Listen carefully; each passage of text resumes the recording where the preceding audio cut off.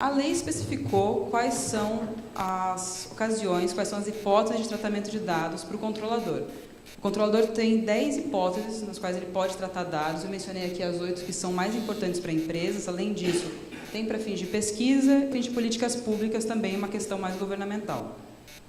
O primeiro, que acho que é o mais importante para todo mundo, é o consentimento.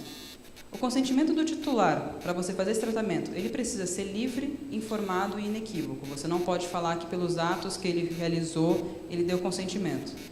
A lei fala que esse consentimento, então, precisa ser ou por escrito ou por algum outro meio que evidencie que o usuário, que o titular efetivamente consentiu com esse tratamento. Por exemplo, você tem um áudio dele falando, olha, eu consinto, pode fazer isso aqui com os meus dados, está tudo bem.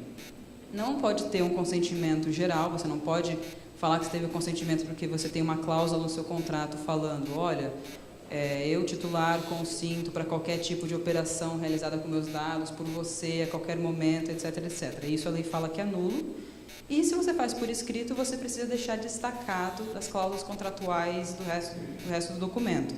Quem mexe com a internet já conhece um pouco isso, é a mesma disposição que tem no Marco Civil, e quando você fala de consentimento precisa ser uma cláusula separada, por isso que normalmente ela está em negrito, você tem uma caixinha para clicar ali, essas coisas. Além disso, a lei permite você tratar dados para cumprimento de uma obrigação legal ou regulatória, por exemplo, por lei você precisa fornecer essas informações para alguém, seja para o Ministério Público, seja para autorregulamentação, se você tem uma obrigação legal de fazer isso, está aqui. A execução de contrato ou procedimentos preliminares. Se você tem um contrato com alguém, para você performar esse contrato, você precisa tratar dados, também você está autorizado. A única ressalva é que a gente está falando normalmente em relação a contratos que efetivamente foram negociados entre as partes. Se você está falando de um contrato padrão, só de adesão, aí é complicado você tratar com base nisso aqui. Porque você parte do princípio que para você permitir tratamento pela execução do contrato é que a pessoa efetivamente negociou, ela tem noção, ela sabe. Quando você está falando de um contrato padrão, ainda tem muita discussão do que você pode ou não fazer, a recomendação é que você peça o consentimento, não custa nada. Exercício regular de direitos em processo, proteção da vida ou incolumidade física, tanto do titular quanto de um terceiro. Se você precisa disponibilizar esse dado para alguém ou tratar, porque tem alguém morrendo, você precisa divulgar quem essa pessoa é, também está aqui. Tutela da saúde, proteção do crédito, também você pode tratar. E interesse legítimo do controlador. Esse é um ponto importante, porque ainda tem muita discussão sobre qual é o limite disso aqui. A lei fala expressamente que você pode tratar dados com base no interesse legítimo para fins da promoção das suas atividades, ou para garantir a segurança ou ofertar serviços que sejam de interesse do titular, sem prejuízo dos direitos fundamentais desse titular. Esse sopesamento vai ser feito com o auxílio da autoridade nacional, ela vai fornecer regras. Como a gente não tem ela por enquanto, e mesmo quando ela for criada vai demorar um tempo para ela acertar isso, ainda tem muita discussão qual é o limite que eu posso atuar aqui ou não. O que a lei fala é que se você usa o interesse legítimo, é realmente só o tratamento dos dados que sejam necessários para aquele interesse. Você não pode tratar qualquer dado falando que é interesse legítimo, tem que ter feito uma análise e falar o que eu efetivamente preciso fazer para esse interesse, para promover minha atividade naquele limite. E lembrando que se você trata com interesse legítimo, você não afasta os outros direitos do titular, que a gente vai falar depois. Não é porque você fez isso, você não precisa do consentimento, ok, mas você vai ter que informar, o titular vai ter que saber o que você fez. Você não pode esconder porque você fez com base nisso aqui. A lei fala que, por exemplo, muitas vezes a gente vê que a empresa falando, olha, eu preciso desse dado porque sem ele eu não consigo te prestar esse serviço. Em relação à internet, fala, olha, eu preciso coletar dados XYZ, sem isso eu não consigo fornecer para você esse serviço, esse produto, não vai fazer sentido. A lei fala que, se esse for o caso, você precisa deixar isso expresso para o seu titular, para o seu cliente, e somente aplicar isso para aquilo que efetivamente foi essencial. Não dá para eu falar tudo é essencial, não, gente. Aquilo que efetivamente você precisa para a máquina funcionar, e de resto, o titular pode determinar que ele não quer. Então, por exemplo, se você pegar uma rede social, às vezes tem alguns dados básicos, como, eu preciso fornecer meu e-mail, eu preciso fornecer meu nome, senão eu não consigo nem criar um perfil. Agora, todo o resto que não é essencial, mas é só recomendado, eu posso escolher falar, eu não quero que você trate isso. Eu não tenho obrigação, é o chamado direito granular. Tratamento de dados sensíveis, que nem eu falei, são dados que têm um alto potencial lesivo, então a lei prevê algumas regras específicas, por exemplo, o consentimento nesse caso precisa ser específico para esse tratamento, você precisa falar que você está tratando esse tipo de dado pessoal, sensível, o que você está fazendo com ele. Nessa hipótese, a lei não permite você tratar por interesse legítimo. Ela tem algumas hipóteses de que você pode tratar sem consentimento, também para exercício regular de direitos, obrigações regulatórias, etc., mas ele é mais restritivo em relação a isso. Tratamento de dados de crianças e adolescentes.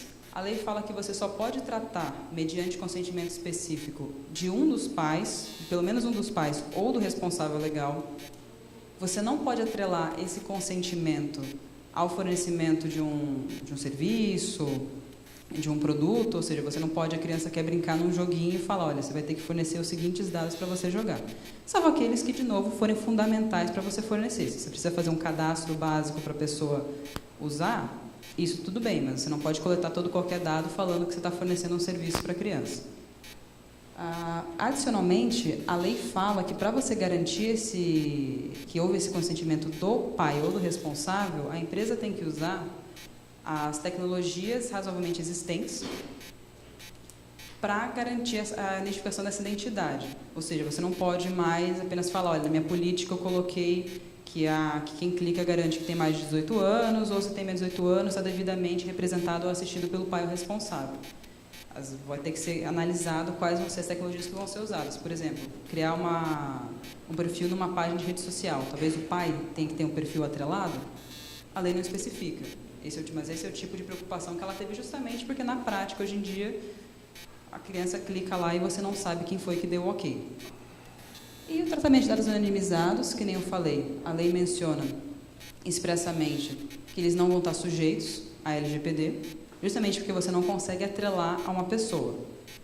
Contudo, se você consegue, utilizando os meios, tecnologias disponíveis para o controlador, ou seja, aquele que estava fazendo esse tratamento, se ele consegue reverter essa anonimização que ele fez, o dado vai ser considerado como se ele nunca tivesse sido anonimizado em primeiro lugar. Ou seja, todo o tratamento que você fez, quando ele teoricamente estava anonimizado, se você consegue reverter, a lei fala, não. Então, tudo que você fez nesse período, você deveria ter consentimento, ou ter usado aquelas autorizações, ter fornecido direitos, etc. Além disso, a lei fala que serão considerados, sim, dados pessoais, os dados anonimizados, coletados para fins de formação de perfil comportamental, aquele bom e velho perfil de consumo, se, de novo, atrelado a uma pessoa identificada.